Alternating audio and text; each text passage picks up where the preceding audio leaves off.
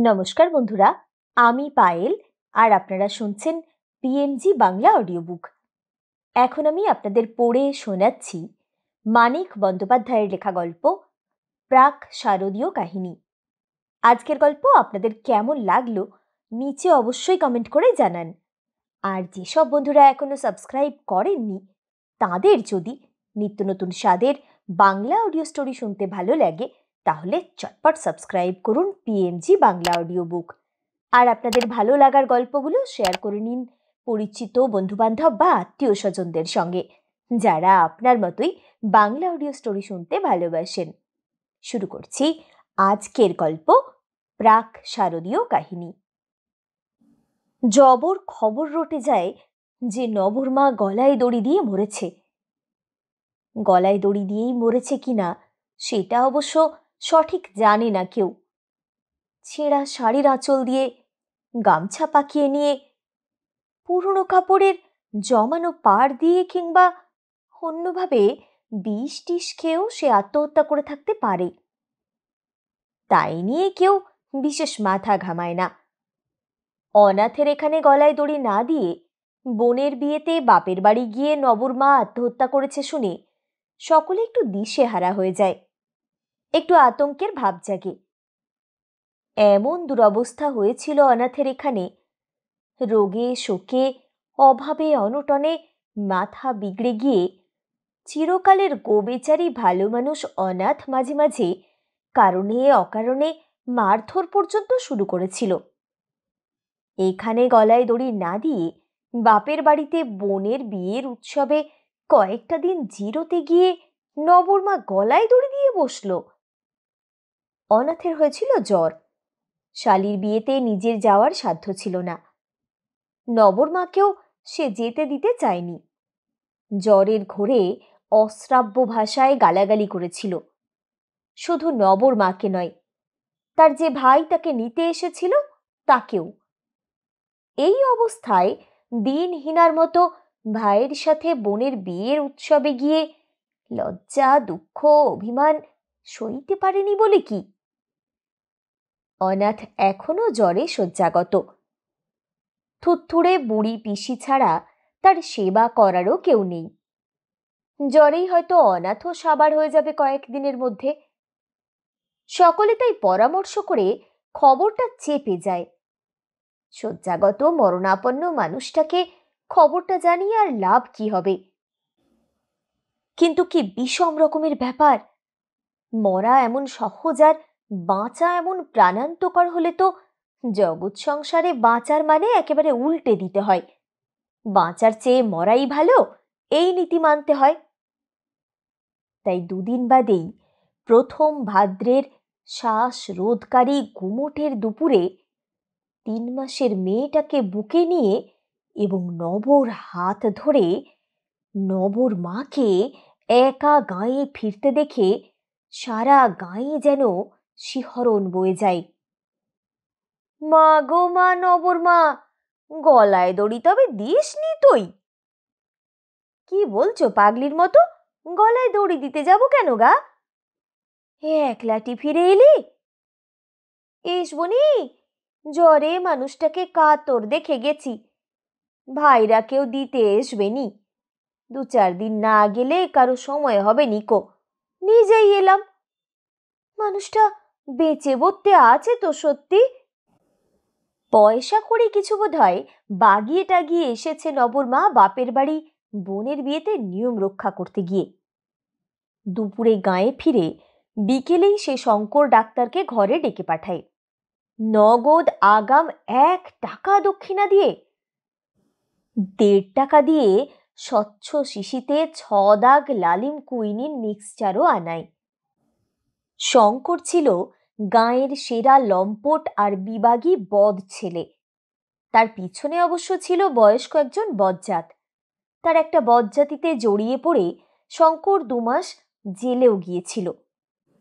জেলে কয়েকটা অসুখে ভুগে মোটমাট কয়েক মাস হাসপাতালে থেকে রোগ ব্যারাম চিকিৎসা সম্পর্কে তার জ্ঞান জন্মেছিল, অথবা বাড়িতে 2-1টা ডাক্তারি বই আর পঞ্জিকার বিজ্ঞাপন পড়ে বিদ্যালাভ করে সে বোকা গরিব নিরুপায় মানুষদের চিকিৎসা করার পেশা নিয়েছিল কে জানে কেন।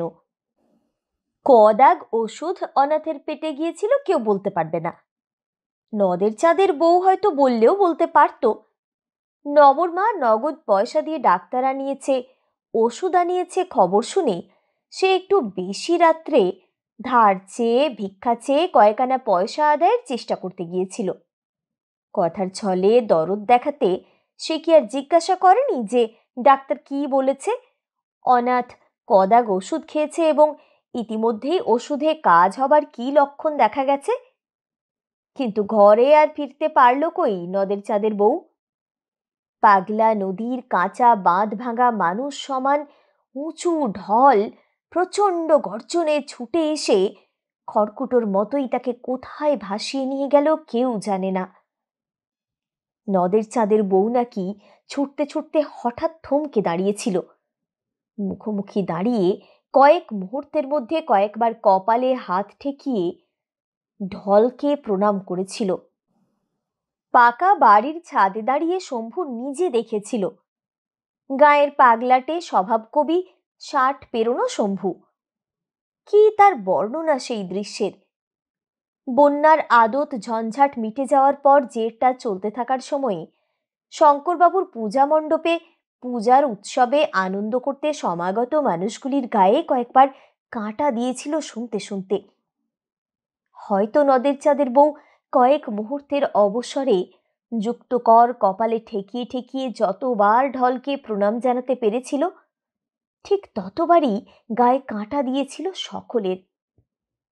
মেঘলা আকাশ, ছাড়া ছাড়া ভাঙা ভাঙা মেঘ।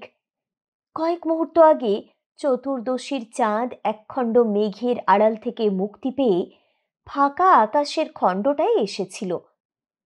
গর্জন করে এগিয়ে আসছে বাঁধ ভাঙা জলের তোড়। সেই ফেনিল ভয়ঙ্কর গতিশীলতায় পড়েছে প্রাক পূর্ণিমার চাঁদের আলো। সুন্দরতম যেন উন্মাদ হয়ে ছুটে চলেছে। শম্ভুরও নাকি সাধ হয়েছিল প্রণাম করার। এ কাঁখে নাতি ও কাঁখে নাতনিকে নিয়ে ভাঙা সিঁড়ি বেয়ে সে ছাতে পালিয়েছিল। 2 হাত আটক ছিল ওই দুটো বাচ্চার ভয় কমাতে দুজনকে বুকে চেপে ধরে লেপ্টে রাখার জন্য। কিন্তু জ্যোৎস্নায় উদ্ভাসিত মহাসুন্দরের রূপ ধরা সেই ফেনাময় সর্বনাশকে জগৎ জীবন ফাটিয়ে দেওয়া আওয়াজ তুলে এগিয়ে আসতে দেখে তারও সত্যি নাকি কামনা জেগেছিল বাচ্চা দুটোকে ছুঁড়ে ফেলে দিয়ে দুটি হাত মুক্ত করে নিয়ে অন্তত একবার প্রণাম জানাবে। অনাথের মাটির ঘর প্রথম তোড়েই হেলে পড়েছে। 3 পুরুষের আমলের কাঠের চৌকিতে শায়িত জ্বরে অজ্ঞান অনাথকে বুকে তুলে নিয়ে চৌকিটাতেই উঠে দাঁড়িয়ে সামলাতে হয়েছে বাঁধ ভাঙা ঢল, বন্যার প্রথম তোড়। নব আর বাচ্চা মেয়েটাকে বুকে নিয়ে পিসিও দাঁড়িয়েছে চৌকিতে। ভাগ্যে খড়ো ঘরের মাটির ভিটেটা অনেক উঁচু করে গাঁথা হয়েছিল।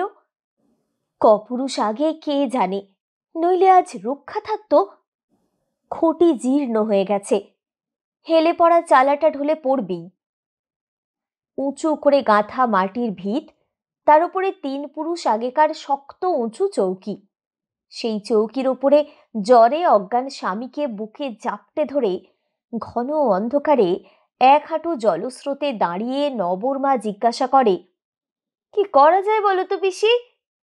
পিসি বলে, কি আর করা যাবে, এখনকার মতো বাঁচার চেষ্টা করি আয়, তারপর দেখা যাবে।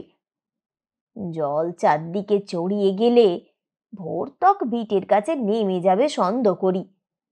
সেবারও এমনি হয়েছিল। নবর মা বলে, ভোর তক তুই আমি এমনি ভাবে দাঁড়িয়ে রইব? এরই মধ্যে মানুষটার ভারে হাত কাঁধ যে টন টন করছে পিসি। পিসি অভয় দিয়ে বলে, না না, ভোর তক রইতে হবে কেন? মোর হাত কাঁধ টন টন করছে না? বাঁধ ভেঙে জল এসে ছড়িয়ে যাচ্ছে। হাঁটুর ওপরে ছিল, হাঁটুর নিচে নেমেছে দেখছিস না? আস্তে আস্তে চৌকির তলে নেমে যাবে। নব কেঁদে উঠলে পিসি ধমক দিয়ে বলে, কাঁদলে জলে ফেলে দেব, চুপ কর। তারপর নবর মাকে বলে, জল নেমে গেলেও চৌকির উপরটা কাদায় ভর্তি হয়ে থাকবে। চৌকিটা না ধুইয়ে কিছু একটা না পেতে মানুষটাকে তো শোয়াতে পারবি নে। চালাটা কাত হয়ে উল্টে পড়ে যায়। চতুর্দশীর চাঁদের আলো খানিকক্ষণ আলোকিত করে রাখে তাদের প্লাবিত ঘর।